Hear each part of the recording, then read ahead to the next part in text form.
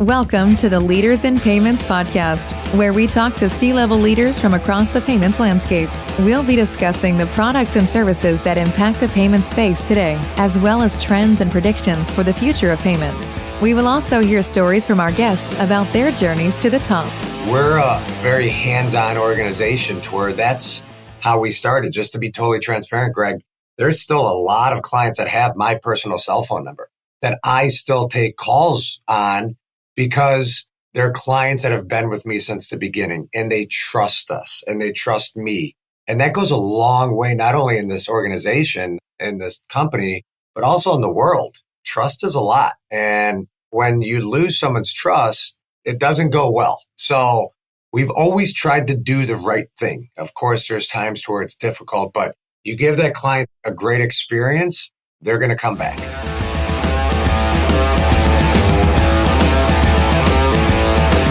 That was Adam Oberman, the president of Payroc, and he is my special guest on this episode 266 of the Leaders in Payments podcast, and I'm your host, Greg Myers. Payroc helps clients supercharge their business with best-in-class payment processing options, all backed by world-class agent and merchant support teams. Adam and I talk about Payroc, what makes it unique in the marketplace, and how important having a great experience is in our industry. Adam goes on to talk about his professional journey as well as what he's passionate about both professionally and personally. We've got a great episode ahead, so let's get started.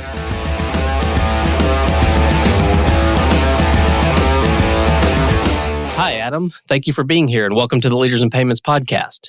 Thank you for having me. I appreciate it. Absolutely. And for those longtime listeners, you probably know Payroc. In fact, James Oberman was on the show back in June of 2021, which was episode 91.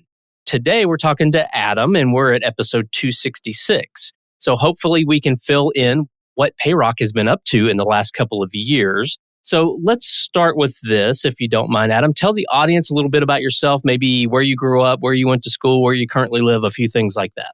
Yeah, thank you. I appreciate that. So yes, Adam Oberman, the current president of Payroc. I grew up in the Chicagoland area. Of course, James Oberman is my father, so we do have payments in our blood. Currently, I do live in Sarasota, Florida. Moved out here 2 years ago. It was the best decision for me and my family. Of course, a lot went on through the pandemic and decided that I need to do what's best for myself and the family and started an office down in Sarasota, Florida under the Payroc umbrella. So it's been great. Well, let's talk about Payroc. Tell the audience what Payroc does. So Payroc, it's a payments platform. It's built for our partners. Our partners are our number one customer. You know, our goal is to connect all the payment tech that an agent, an ISV, which is an integrated partner, or a merchant could need in one ecosystem. We've been on a journey since 2003 when we started the company, and our acquisition spree began in 2016 with, our first gateway company that we acquired. Then in 2018, we became an acquirer through a strategic acquisition that we did. So we own the relationships, we manage the relationships. And it was all up to us to make the decisions instead of relying on others. And we built our sales distribution and ramped up our tech investment. Now we're really starting to commercialize the products, the enhancements, and we're starting to see a lot more success in the integrated space. So when you talk about Payroc and who we are and how I explain it to folks is we're one integrated platform that partners could come in and they could plug right into our ecosystem and make it easy and simple for them to not only board one of their clients, but for their clients to have a very good experience throughout the way. Okay. When Payroc was on the show a couple years ago, it was right after some big acquisitions, and I think there were still some acquisitions going on. So between 2021 and now, has that acquisition spree continued or has that slowed down? It's actually continued, and it's beginning to gain a lot more momentum. I'd say in the last 4 months, we took a little pause. But since 2021, we've probably done, off the top of my head, another 8 to 9 acquisitions, if not more. Some being very strategic. Some of them, I could name. One of them is Dynamics Payment Systems down in Puerto Rico. That was very strategic for us to get in the Puerto Rican market and down in the Caribbean. Another very strategic one for us was WorldNet, which is a gateway in Ireland. To me, when we assessed it and our tech company assessed it and we looked at everything, they were one of the best out there that we needed at the time. And we've plugged in That is our number one gateway. So that technology, that platform has really bolstered what we can do and the flexibility that we could do as far as the payments ecosystem goes.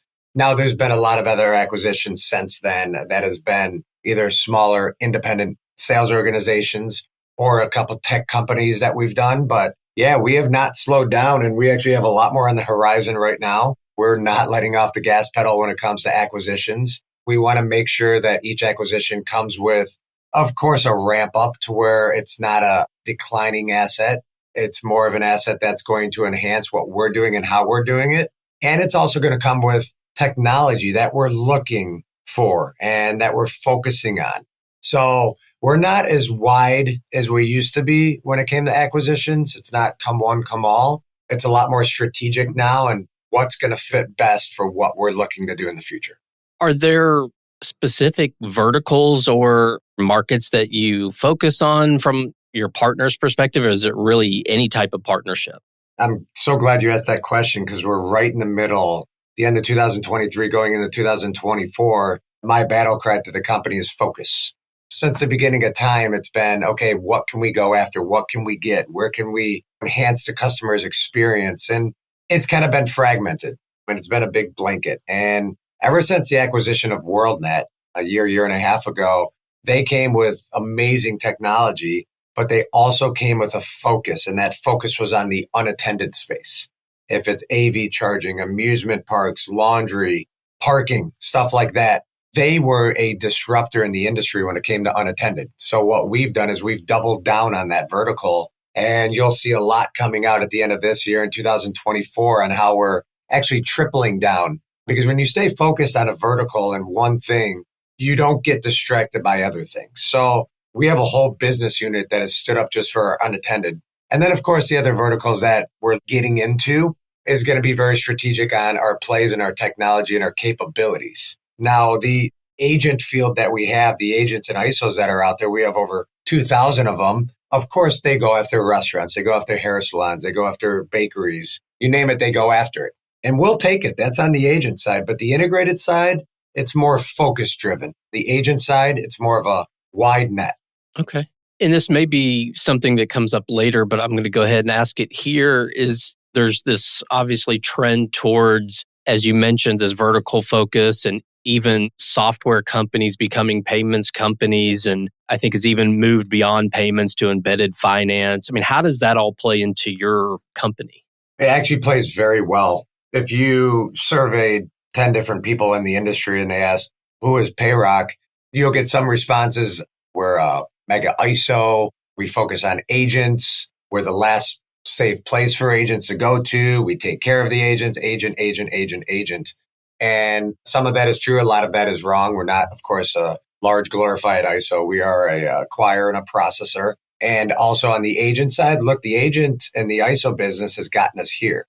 And a lot of the acquisitions that we've done in the past is agent or partner focused, not integrated focused. And even myself, starting in 2003, we were always agent focused. So I have agent in my blood. And we know where the landscape's going. We know what people are shifting to. And with the acquisitions that we've done and the people that we've brought on, some of the employees that we've brought on in the C-level and the C-suite, from Cayenne, from TSYS, from First Data, from FIS, we have really transformed ourselves over the last 2 years into more of a product-led, integrated-led organization, which we lead with technology. And we still bolster up and take care of our agent base and what we're doing and how we're doing it there. But we are very, very laser focused on attacking the integrated space, especially when it comes to unattended and some of the other verticals that we're looking into. In the payments and fintech industry, merchants and their customers have increased expectations around omnichannel commerce. So in collaboration with NMI, the fully integrated payment solution built to scale, we've launched the Be Solid campaign, where in this series, we'll explore the ability to accept payments anytime, anywhere, using any device. We'll dive deep into mobile acceptance via contactless, tap-on phone, QR codes, wallets, and more. We will hear from companies like Authvia, Cantaloupe, Google, and more. To listen to the latest episodes, visit leadersinpayments.com or nmi.com/resources/podcasts. In a world full of squares and stripes, be solid. What would you say differentiates your company from your competitors out there?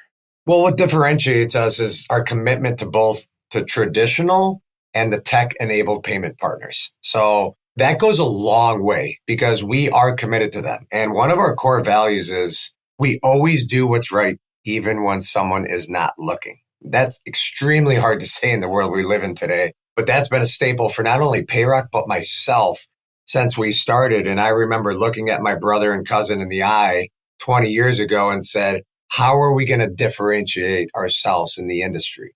And exactly what I just said is exactly what we're doing today. Just be better than your competitor and do it all on trust. We never forget that our agent channel is what got us here today. But the goal is to shift the pie and create a larger segment of our business in the integrated space. And we believe we have a huge opportunity to disrupt the cardholder present experience with our tech. We've made a lot of key acquisitions, like I've spoke on, that has given us a leg up in industries like unattended, EV. Our tech department is focused on creating a seamless payment experience and turn payments into a revenue driver. And with our tech department right now just being just over 200 employees, we are focused on being that differentiator. And there's going to be a couple of things that we're going to do and that we've done that will be a differentiator as far as product or tech goes. But the number one thing that people are looking for is a great experience, because experience is almost everything in this industry. If you give that customer or that partner a great experience, they're going to come back and they're going to tell their friends and family about you. Yep, I love the great experience as a differentiator. Where do you see the payments industry headed, say, in the next 3 to 5 years? Exactly what we were just talking about, Greg. It's no secret that payments is headed toward integration and consolidation. There's a lot of consolidation out there in the market with different acquisitions and some of the larger players gobbling up some of the medium-sized players, if not smaller players. People want that easy button. They want the experience and the swiftness to process a payment. Even me, when I'm processing a payment, I just did one earlier for a doctor's office. It was easy. It was simple. The experience was fantastic, and I was done in 30 seconds. That's what people are looking for. You've already seen it with every major processor acquiring gateways and point of sale companies. That's the future. These companies that are up and coming will get looked at by some of the larger players, and those larger players are looking for tuck-ins to enhance the experience, because some of these players that are coming up are tech-driven, product-led organizations.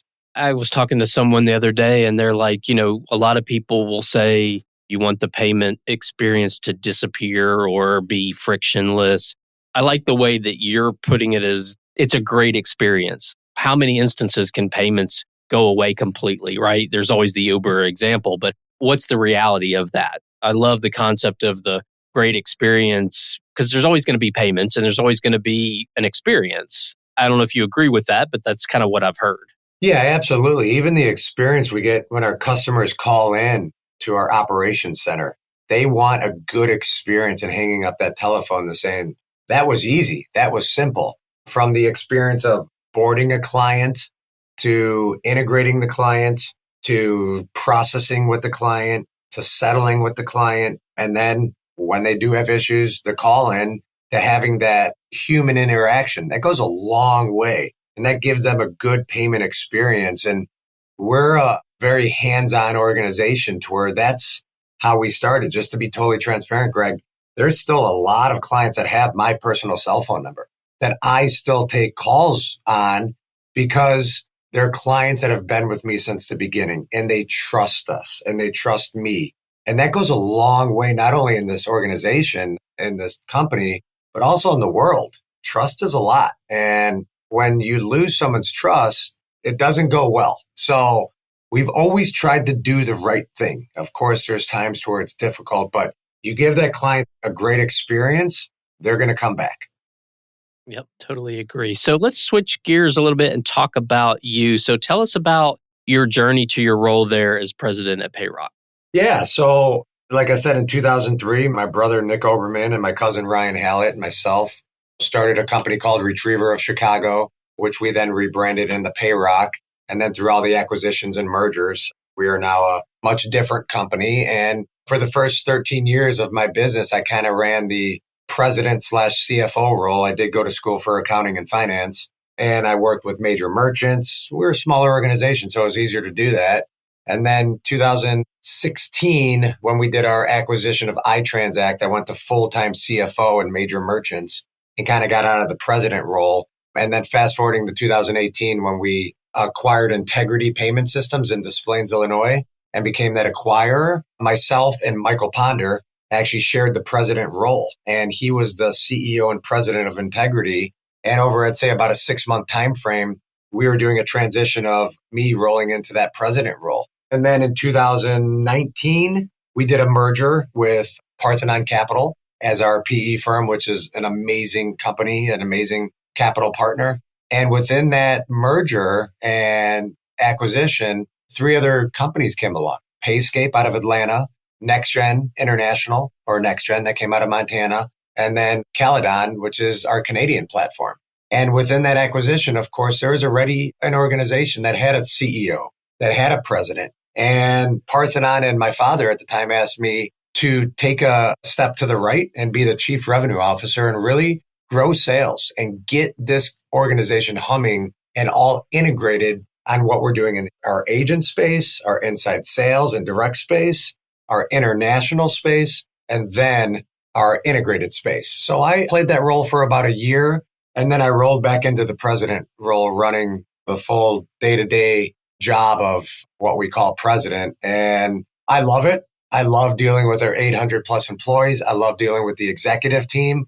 Of course, there's going to be challenges, but I thrive off of those challenges. I'm a very active individual. I'm up at 4:30 every morning and go to bed at 10:30. I have unlimited amounts of energy. So I could still put up with all that and deal with all that. And you know what? I cherish the moments that I have because I know those employees that we have are partners of ours and they'll lock arms with us. And I'm a big advocator of, I don't care what my title is. I'm going to lock arms with you, even if you're answering the phones, if you're underwriting a deal, if you're boarding a deal, if you're marketing, if you're cleaning the facilities. I'm going to lock arms with you and help you do that together, regardless of a title. And that shows true leadership when you do get your hands dirty. And that was taught to me at an early age from my father.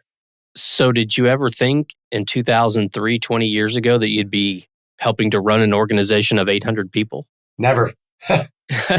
Never at all. You know, I went to college for a year. I didn't drop out. I decided to move out and start what is now called Payroc. And we just started as a sales organization and we went out every single day. And our goal was to create such a great network in the area we lived in to where the word of mouth went out that these are good guys and they're actually helping our company, not only saving us money, but giving us new ways to accept payments. And they're crazy. They gave us their cell phone numbers. And I remember dating my wife back in the day and then getting married. She put up with it. And I'd get the late night calls. And I had a client that was 24/7. That was our largest client. And they're actually still with us today. I'd get calls in the middle of the night at 1 or 2 a.m. and I'd have to answer those. And not much has changed. Never knew I was going to be in this spot, but I am blessed. The Lord has blessed me and my family and this organization in ways I could never think of.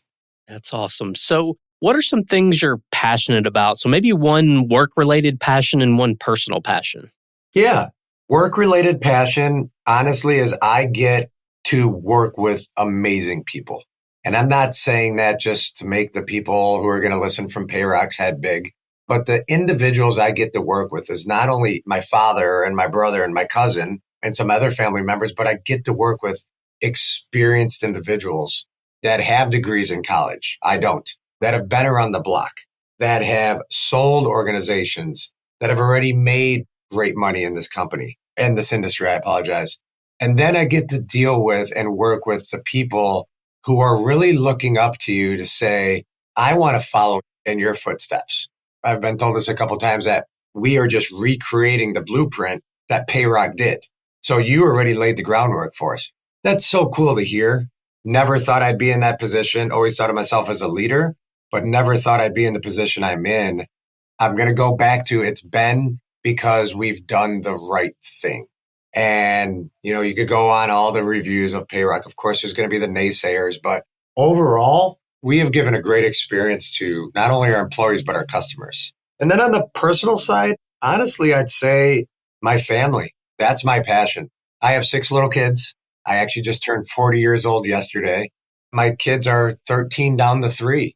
My kids and my wife are what makes me get up every single morning to continue to go. When I'm away from my wife, if it's a day or 3 days, all I want to do is be with my wife.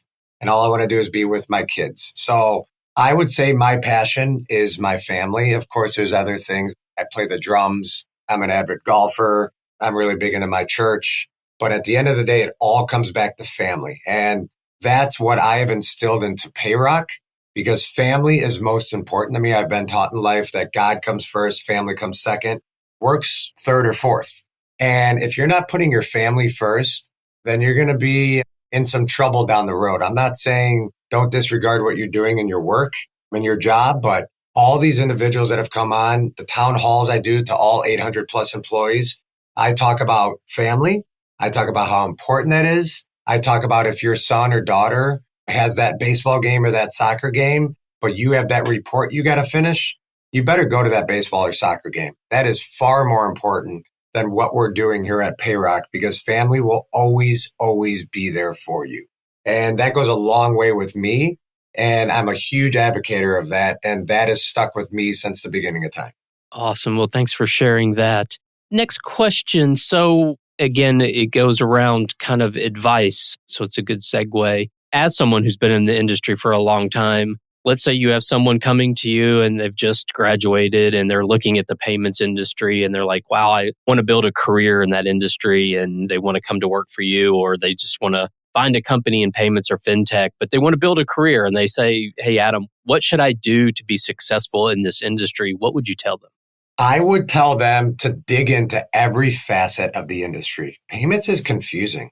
There are so many players across each part of the payments experience. So it's worth learning about each one to get a complete picture of everything that they're doing, and go back to your roots and say, what did I like out of that experience I just went through? What really caught my attention?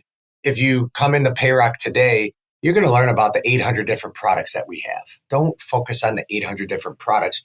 Focus on what drives you and what excites you. And be true to yourself. Don't let the negativity or the people that are doing it the wrong way push you in that way. It's very tempting. Always do what's right. You're going to win. Trust me, you will win. And there's a lot of decisions that we've made, and I personally actually just made a really tough one this morning about a decision that would have been great for Payroc when it comes to the revenue, but the sense of it just did not sit right with me. And it didn't sit right with our core values and how we're going to market. So be true to yourself. Don't get wrapped up in all the crap that happens in this industry, because it's very easy to get wrapped up in that. And the main thing, I'm going to say it again, is focus. If you can focus in one or two areas and not get distracted by all these other areas, if you're not going to go into restaurants, then don't focus on point of sale systems. If you're going to go into automotive shops, focus on what their needs are and what their wants are, and align that with the company that has the tech to support those. Don't go with a company that's really good in the restaurants and think that you're going to do very well when it comes to automotive, or if it comes to laundromats. You're not going to do well there. So really do your research and your due diligence. I have a lot of friends that are agents of ours, and I always tell them, do your due diligence on not only Payroc, but the industry. Payroc might not be the place for you, but do your due diligence. Let's talk through it. And if it's the fit for you and it's the right fit for you, then we're going to help you along the way. We're going to hold your hand, and we're going to make sure you are successful, because if you're not successful, we failed you.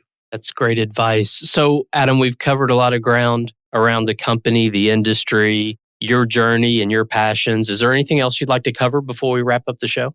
No. Real quick, I go back to the advice. I'm not going to say I'm a veteran in this because I'm only 40 years old. I did start when I was 20, and I've seen a lot. I've experienced a lot. And I'm going to still say, go back to your roots, go back to what you're passionate about, and always follow your heart. There's going to be a lot of people that will try to stray you away and get you in another direction.